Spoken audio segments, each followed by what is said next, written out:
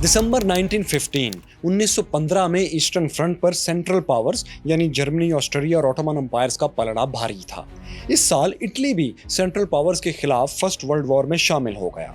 ताहम ऑस्ट्रिया ने इसे शिकस्त देकर साइड पर बिठा दिया। इसी दौरान दूसरी तरफ वेस्टर्न फ्रंट पर ट्रेंच वॉरफेयर में खंदकों की लड़ाई में स्टेलमेट हो चुका था। इन हालात में मरकजी जर्मन कमांडर फॉल्केनहाइन ने जर्मन शहंशाह काइजर विल्हेल्म II को एक खत लिखा।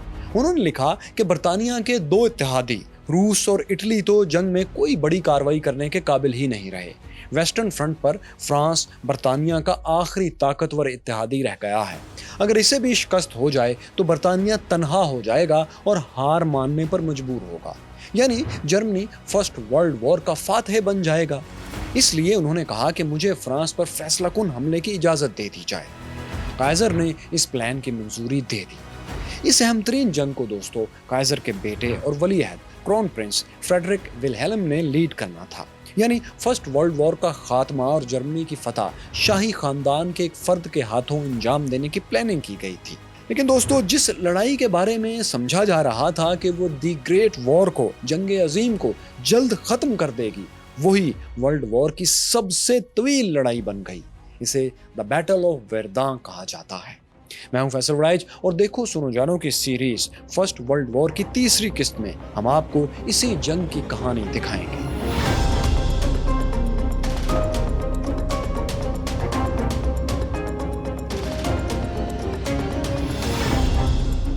माय क्यूरियस फेलोज, पेरिस से 261 किलोमीटर दूर मशरिक में एक छोटा सा शहर है वेरदां। इस शहर की एक खास तारीख थी जिसकी वजह से फर्स्ट वर्ल्ड वॉर में ये और भी अहम हो गया।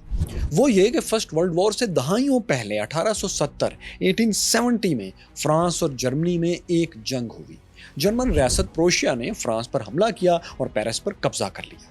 लेकिन इस जंग में वेरदां उन शहरों में शामिल था जिन पर कब्जा बहुत मुश्किल साबित हुआ, क्योंकि इस शहर ने सख्त तरीन मुकाबले के बाद हथियार डाले थे। तब से फ्रांसीसियों के लिए वेरदां जर्मनों के खिलाफ मुजाहमत की लड़ाई की एक अलामत बन चुका था। तो फर्स्ट वर्ल्ड वॉर में अब जर्मन जनरल फॉल्केनहाइन ने इसी शहर पर कब्जे का मंसूबा बनाया। उन्हें मालूम था कि फ्रांस इसे बचाने के लिए अपनी तमाम तर ताकत झोंक देगा। इस तरह जर्मन्स को फ्रांस की फौजी ताकत मुकम्मल खत्म कर देने का मौका मिल जाएगा। साथियों, वेरदां की लड़ाई को समझने के लिए जरा आप नक्शे पर गौर से इस शहर और उसके करीब जर्मन फौजियों की पोजीशंस को देखें। आप पहली किस्त में जान ही चुके हैं कि स्विट्जरलैंड से बेल्जियम तक 700 किलोमीटर तवील वेस्टर्न फ्रंट फैला हुआ था। जर्मन और एलाइड फोर्सेस इसके दोनों तरफ खंदकों में बैठी हुई थी। वेरदां शहर तकरीबन फ्रंट पर ही था, यानी जर्मन ट्रेंचेस से महज 10-15 किलोमीटर दूर। इसके दरमियान से दरिया म्यूस गुजरता था। शहर की असल दिफाई लाइन इसके इर्द गिर्द मौजूद 30 से ज्यादा छोटे बड़े किले थे। इनमें 3 अहम किले फोर्ट डाउमोंट, वॉक्स और सोवेल थे। ये तीनों दरिया की राइट साइड पर मशरिक की जानिब थे, जहां से अटैक होना था। इन किलों पर भारी तोपें नस्ब थी, यानी शहर का दिफा अच्छा खासा था। लेकिन जर्मनों के हमले से पहले कुछ खराबियां इस दिफा में बहरहाल आ चुकी थी। वो यूं कि फ्रेंच कमांडर्स ने इस शहर को इंतहाई महफूज समझते हुए इसके दिफा से लापरवाही इख्तियार कर ली थी। उन्होंने कई किलों से भारी तोपें और ज्यादातर फोर्सेस हटाकर दूसरे महाजों पर भेज दी थी। एक मसला तो ये था। फिर वेरदां के साथ एक और मसला भी था, वो ये कि इसकी सप्लाई लाइन बहुत कमजोर थी। पेरिस से यहाँ तक कोई रेलवे ट्रैक था और ना ही कोई बड़ी सड़क मौजूद थी। करीब तरीन रेलवे स्टेशन वेरदां के जुनूब में बार्ले-डेक शहर में था। इस इलाके में एक 20 फीट चौड़ी और 57 किलोमीटर तवील सड़क निकलती थी जो वेरदां तक जाती थी। ये सड़क ही वेरदां तक सप्लाई पहुंचाने का वाहिद अकलौता रास्ता था। इसके मुकाबले में जर्मन फोर्सेस की सप्लाई लाइन बहुत बड़ी थी, जिसमें कई रेलवे ट्रैक्स भी शामिल थे। जर्मन्स ने हमले से पहले बड़ी खामोशी से अपने रेलवे नेटवर्क्स को मजीद फैला लिया था। कई नए रेलवे ट्रैक्स बिछा लिए थे और पुराने ट्रैक्स की मुरम्मत भी कर ली थी। इसके बाद ट्रेनों के जरिए फौज और असले की आमद का सिलसिला भी शुरू हो चुका था। जर्मन्स की जंगी तैयारियों का अंदाजा साथियों आप इससे लगाएं कि सिर्फ शुरू के हमलों के लिए, इब्तदाई अटैक्स के लिए 1300 ट्रेन में 25 लाख गोले महाज पर पहुंचा दिए गए थे। सुपर हैवी गन्स समेत 1200 तोपें, 1200 गन्स भी लाई जा चुकी थी। जर्मनों ने 12 फरवरी 12 फरवरी को हमला करना था, ताहम मौसम की खराबी की वजह से इसे 9 रोज के लिए 9 डेज के लिए मुलतवी कर दिया गया।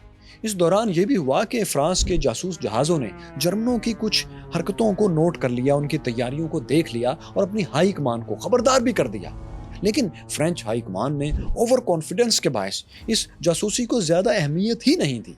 अलबत्ता एहतियातन कुछ मजीद फौज और तोपें यहाँ भेज दी, जो कि जर्मन हमले को रोकने के लिए नाकाफी थी। जर्मनों ने इस हमले का कोड नेम ऑपरेशन गारचेट रखा था। गारचेट जर्मन जुबान में फैसले को कहते हैं। तो ये जर्मनों के नजदीक फैसलाकुन ऑपरेशन था, जिसने कि ग्रेट वॉर को खत्म कर देना था। 21 फरवरी की सुबह 7:15 पर 1200 जर्मन तोपों ने मशरिक की तरफ ईस्टर्न साइड पर तकरीबन 20 किलोमीटर तवील फ्रंट पर फायर खोल दिया। बैटल ऑफ द वर्दा शुरू हो चुकी थी।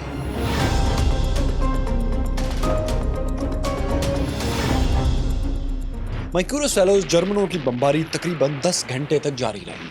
बमबारी इतनी शदीद थी कि लगता था जर्मन साइड से मुसलसल आग उगली जा रही है। धमाकों की आवाज़ें 160 किलोमीटर दूर तक सुनी जा सकती थी। हर धमाके के साथ ज़मीन यूं लरजती थी जैसे गोया ज़लज़ला आ गया है। 10 घंटों की लगातार बमबारी के बाद जर्मन पैदल दस्तों ने पेशकदमी की और पहले रोज़ दुश्मन की सफ़ों में 4 किलोमीटर तक अंदर घुस गए। कहते हैं उस रोज़ जर्मन्स ने फ्रेंच फोर्सेस पर कम से कम 10 लाख 1 मिलियन गोले फायर किए। अगले 3 रोज़ के दौरान भी जर्मन्स की नॉन स्टॉप पेशकदमी जारी रही। 25 फरवरी को वो सबसे मजबूत फ्रेंच फोर्ट डॉमंट पर भी काबिज हो गए। इस किले से भी फ्रेंच अपनी तोपें हटा चुके थे। किले की हिफाजत के लिए महज 57 सोल्जर्स तैनात थे, जिन्होंने एक भी गोली चलाए बगैर हथियार डाल दिए।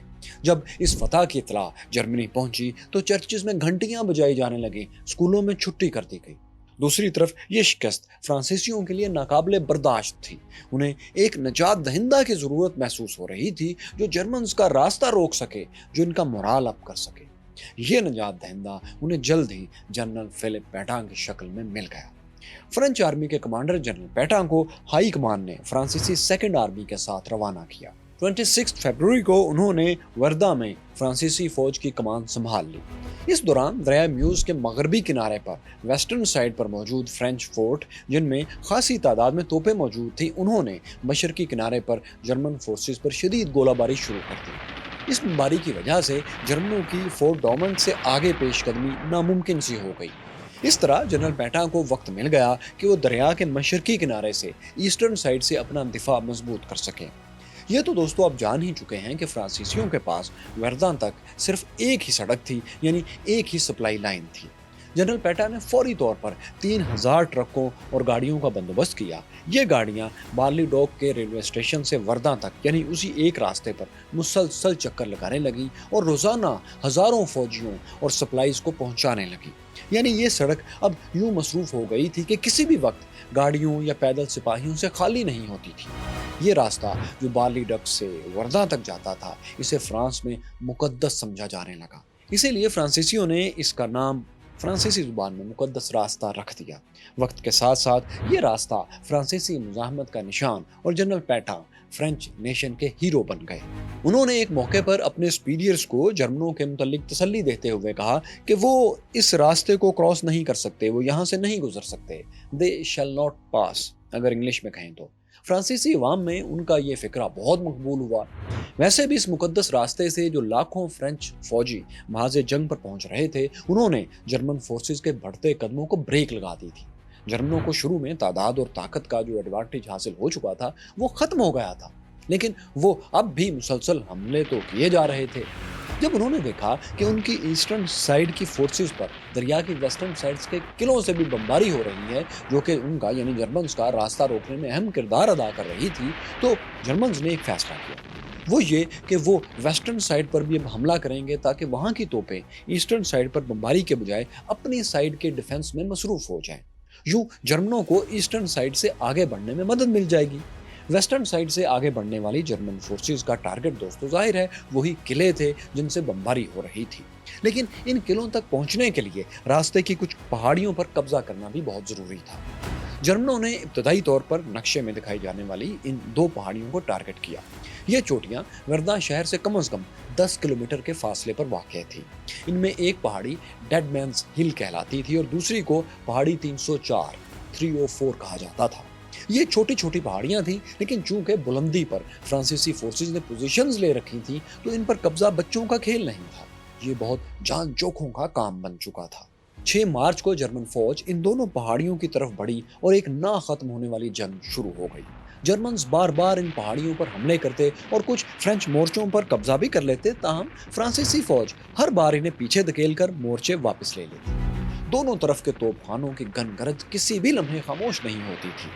वर्धा के महाज पर अब सूरत हाल यूं बन चुकी थी कि दरिया म्यूज की ईस्टर्न साइड पर जर्मन रुके खड़े थे, जबकि वेस्टर्न साइड पर दो पहाड़ियों के लिए शदीद जंग हो रही थी।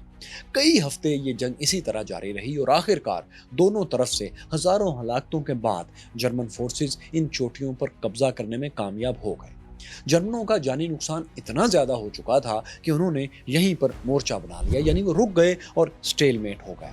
अलबत्ता दोनों तरफ से तोपखाने की बमबारी उसी तरह जारी रही। डेड मैन्स हिल पर इस लड़ाई की एक यादगार भी बनाई गई है दोस्तों। ये एक मसनूई इंसानी ढांचा है जो एक हाथ में फ्रांसीसी परचम थामे फतह का ऐलान कर रहा है। इसके नीचे फ्रेंच कमांडर का वो मशहूर फिक्रा भी फ्रांसीसी जुबान में लिखा है कि वो यहाँ से नहीं गुजर सकते। तो खैर, यहाँ पहुंचकर दोनों फौजें स्टेलमेट तोड़ने के लिए जोर लगाने लगी, मगर कामयाबी किसी के हिस्से में नहीं आ रही थी। उधर 1 मई को फ्रेंच कमांड में एक तब्दीली आ गई। वो ये कि जनरल पैटान को वेस्टर्न फ्रंट पर फौज के ज्यादा बड़े हिस्से का कमांडर बनाकर वर्धा से दूर भेज दिया गया। उनकी जगह एक दूसरे कमांडर जनरल रॉबर्ट नोवेल को इस महाज पर लाया गया। जनरल रॉबर्ट ने कमान संभालते ही जर्मनों से किला डॉमंट वापस लेने की तैयारियां शुरू कर दी। 22 मई की सुबह फ्रांसीसी तोपखाने ने फोर्ट डॉमेंट पर शदीद बमबारी शुरू कर दी। इस बमबारी की आड़ में हजारों फ्रांसीसी फौजी किले की तरफ बढ़े और इसके सहन में दाखिल हो गए। लेकिन उस वक्त तक जर्मन्स भी होशियार हो चुके थे। उन्होंने किले में नस्ब हर तोप और हर मशीन गन का रुख फ्रांसीसियों की तरफ कर दिया। आनन फानन बेशुमार सिपाही ढेर हो गए और बचे कुचे भाग निकले। इस पूरे हमले में कम से कम 5000 फौजी हलाक, जख्मी या गिरफ्तार हुए। फोर्ट डॉमेंट पर फ्रेंच हमले की नाकामी ने वक्ती तौर पर जर्मन फोर्सेस का मोराल बुलंद कर दिया। उन्होंने जबरदस्त तैयारियों के बाद वर्धा पर एक और आखिरी हमला किया। ये हमला एक ऐसे हथियार से लेस होकर किया गया था जो फर्स्ट वर्ल्ड वॉर का बहुत ही खतरनाक हथियार था, शायद सबसे खतरनाक हथियार। ये हथियार था जहरीली गैस।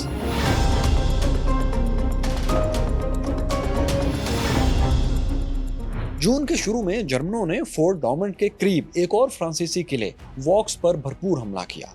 इस किले में 400 फौजी तैनात थे। इन फौजियों ने चंद रोज तक डटकर जर्मन फोर्सेस का मुकाबला किया। ताहम इस दौरान उनके पास खाने और खुसूसन पीने का सामान खत्म हो चुका था। भूखे प्यासे सिपाही ज्यादा दिन मुकाबला नहीं कर सके। फिर ये हुआ कि इसी दौरान जर्मन फौजी टनल के जरिए किले के अंदर दाखिल हो गए और फ्रेंच सोल्जर्स को, जो कि भूखे प्यासे थे, उन्हें सरेंडर पर मजबूर कर दिया। अब उनके सामने तीसरा अहम तरीन किला फोर्ट सोवेल था। ये वर्धा से महज 5 किलोमीटर दूर था। इससे शहर को बराह रास्त निशाना बनाना आसान था। यूं समझ लीजिए कि फोर्ट सोवेल पर जर्मन कब्जे का मतलब था वर्धा पर कब्जा, वर्धा की फतह। 23 जून को 23 जून को जर्मन्स ने फोर्ट सोवेल की तरफ पेशकदमी शुरू की। उन्होंने फ्रेंच फोर्सेस पर जहरीली गैस के 1 लाख शेल्स फेंके। वैसे आपको बताएं कि जर्मन्स ने ट्रेंच वारफेयर का स्टेलमेट तोड़ने के लिए इसी वेस्टर्न फ्रंट पर पहले ही जहरीली गैस का इस्तेमाल शुरू कर रखा था। 1915 में उन्होंने बेल्जियम में एपरा की लड़ाई के दौरान बड़े पैमाने पर जहरीली गैस इस्तेमाल की थी। इससे हजारों एलाइड सोल्जर्स की आंखें और फेफड़े मुतासिर हो चुके थे। ताहम इसके बावजूद जर्मन्स इस महाज पर ज्यादा पेशकदमी नहीं दिखा सके थे, आगे नहीं बढ़ सके थे। गैस हमलों के बाद एलाइड पावर्स ने अपने सोल्जर्स को गैस मास्क फराहम कर दिए थे, हत्ता के जानवर भी गैस मास्क पहनते थे।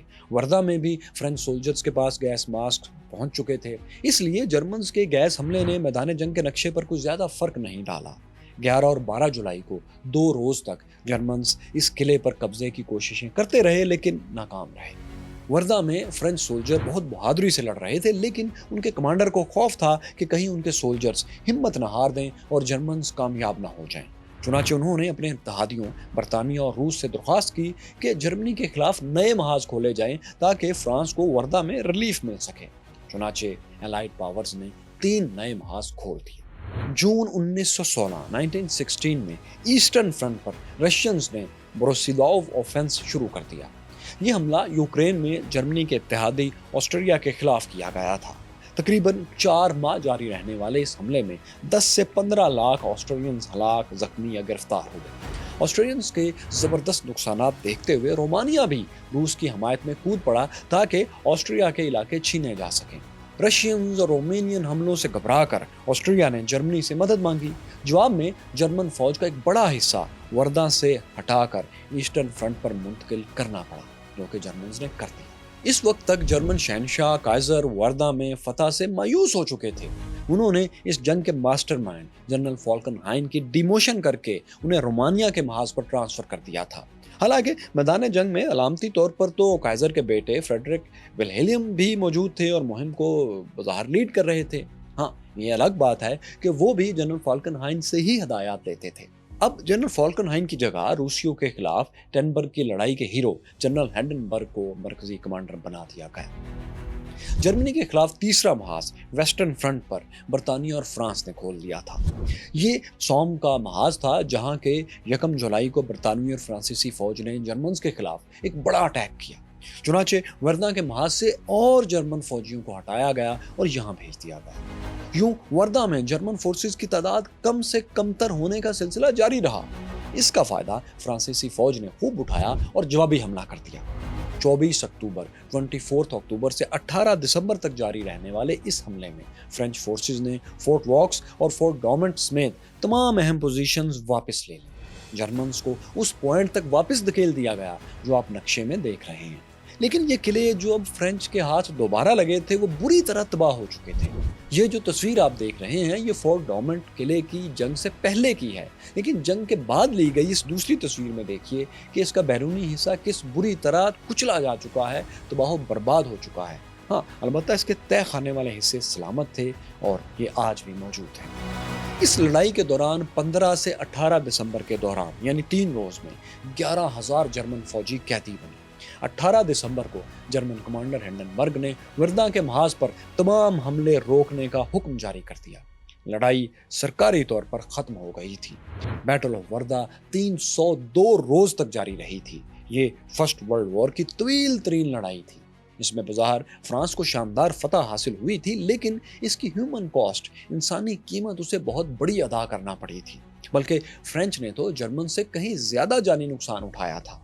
एक अंदाजे के मुताबिक फ्रांसीसी फौज के 4,78,478 फौजी हलाक, जख्मी या लापता हुए थे, जबकि जर्मन्स का यही नुकसान 3,29,329 था। मारे जाने वालों में जर्मनी के एक मशहूर पेंटर आर्टिस्ट फ्रांस मार्क भी शामिल थे। बैटल ऑफ वर्दा की एक और हैरानकुन बात यह है कि दोनों तरफ से 4 से 6 करोड़ गोले फायर किए गए थे। दोनों तरफ से 70% जानी नुकसान इसी तोपखाने की वजह से हुआ। बमबारी से मारे गए तकरीबन 1.5 लाख फौजियों की लाशें देखकर पहचान करना मुश्किल हो गया था कि ये जर्मन लाश है या फ्रेंच। चुनाचे सब फौजियों की बाकियात को एक ही जगह वर्दा के करीब ही इस बड़ी सी इमारत में दफन कर दिया गया। इस इमारत के बाहर भी एक कब्रिस्तान है जिसमें 16,000 से जायद कब्रें हैं। ये फर्स्ट वर्ल्ड वॉर में मारे गए फ्रेंच सोल्जर्स जिनकी शिनाख्त हो गई थी, उनका सबसे बड़ा कब्रिस्तान है।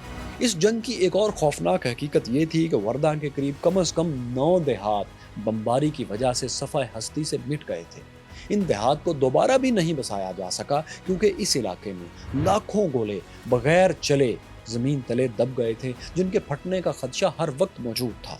देहात तो दोबारा तामीर नहीं किए गए दोस्तों, लेकिन इन सब की जगह यादगार के तौर पर बोर्ड्स आज भी नस्ब हैं और इन्हें मुकामी नक्शों पर भी बरकरार रखा गया है। आबादी वाले इलाकों की तरह इन देहात के मुकामी सिंबॉलिक मेयर्स भी मुकर्रर किए जाते हैं और इन मेयर्स की ड्यूटी ये है कि वो इन देहात की ज़मीनों में जो चंद एक खंडरात बाकी हैं उन्हें महफूज रखने के लिए काम करें।